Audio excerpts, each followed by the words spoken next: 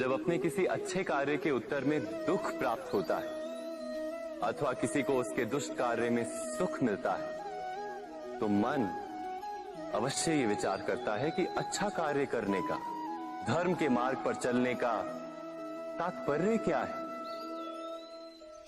पर दुष्ट आत्मा को क्या प्राप्त होता है ये भी देखिए। दुष्टता करने वाला हृदय सदा चंचल रहता है, अकुलाता रहता है। मन में सदा नए नए संघर्ष उत्पन्न होते हैं। अविश्वास उसे जीवन भर दौड़ाता है। क्या ये सुख?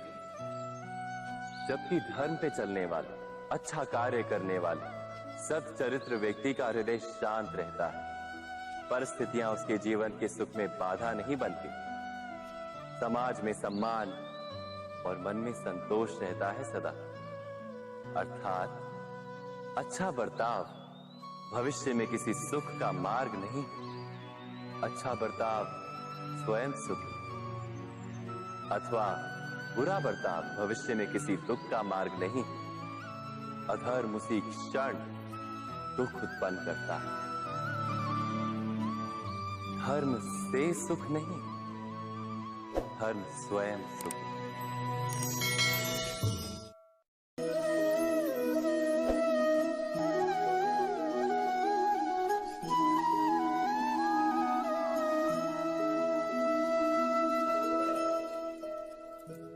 जब किसी व्यक्ति को किसी घटना में अन्याय का अनुभव होता है, तो वो घटना उसके अंतर को झकझोर देती।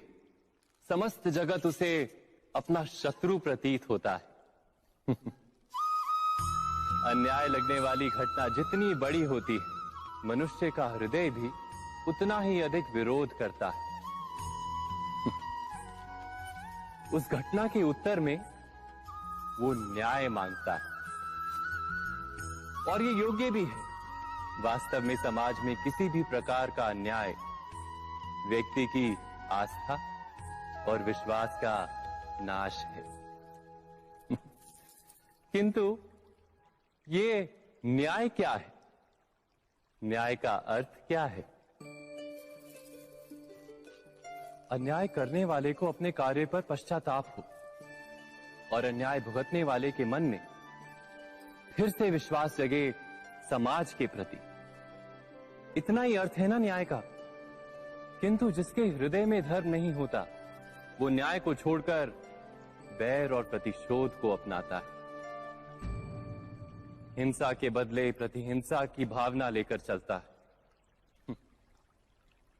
स्वयं भोगी हुई पीड़ा से कहीं अधिक पीड़ा देने का प्रयत्न करता है, और इस मार्ग पर चलते अन्याय को भुगतने वाला स्वयं अन्याय करने लगता है।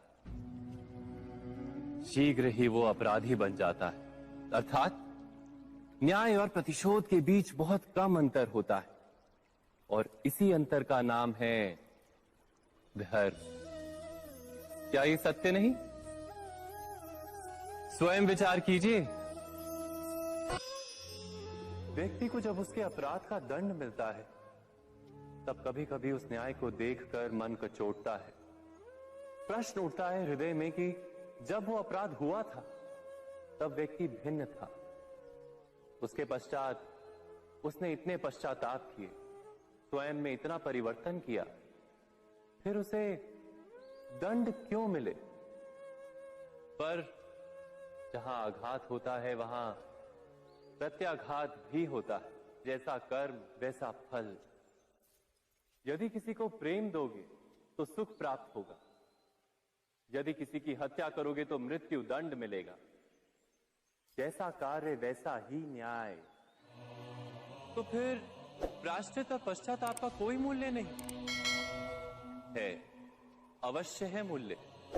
प्रायश्चित और पश्चाताप मनुष्य की आत्मा को बलवान करता है। आने वाले दंड को स्वीकार करने के लिए मनुष्य को तैयार करता है। अर्थात बिना प्रायश्चित के दंड स्वीकार करने का कोई मूल्य है? स्वयं विचार कीजिए। जीवन में आने वाले संघर्षों के लिए जब मनुष्य स्वयं को योग्य नहीं मानता, जब उसे अपने ही बल पर विश्वास नहीं रहता, तब वो सद्गुणों को त्याग कर दुर्गुणों को अपनाता है।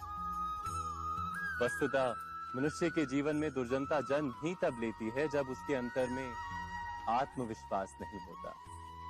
आत्मविश्वास ही अच्छाई को धारण करता है। ये आत्मविश्वास है क्या?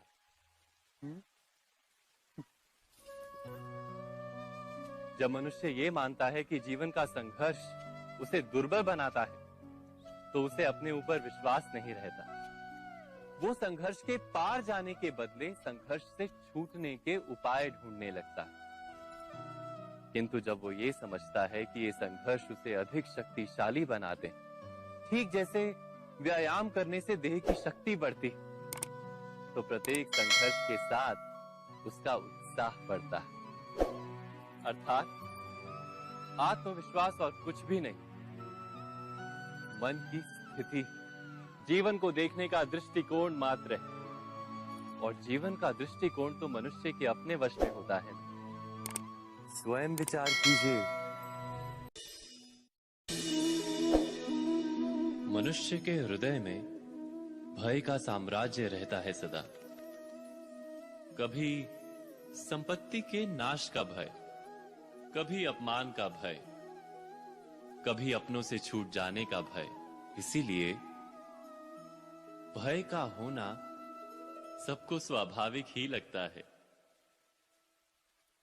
क्या कभी विचार किया है, जो स्थिति अथवा वस्तु भय को जन्म देती है, क्या वहीं से वास्तव में दुख आता है? नहीं, ऐसा तो कोई नियम नहीं। और सबका अनुभव तो ये बताता है कि भय धारण करने से भविष्य के दुख का निवारण नहीं होता। भय केवल आने वाले दुख की कल्पना मात्र ही है। वास्तविकता से इसका कोई संबंध नहीं है। तो क्या ये जानते हुए भी कि भय कुछ और नहीं, केवल कल्पना मात्र ही है, इससे मुक्त होकर निर्भय बन पाना क्या बहुत कठिन है? अवश्य विचार कीजिएगा।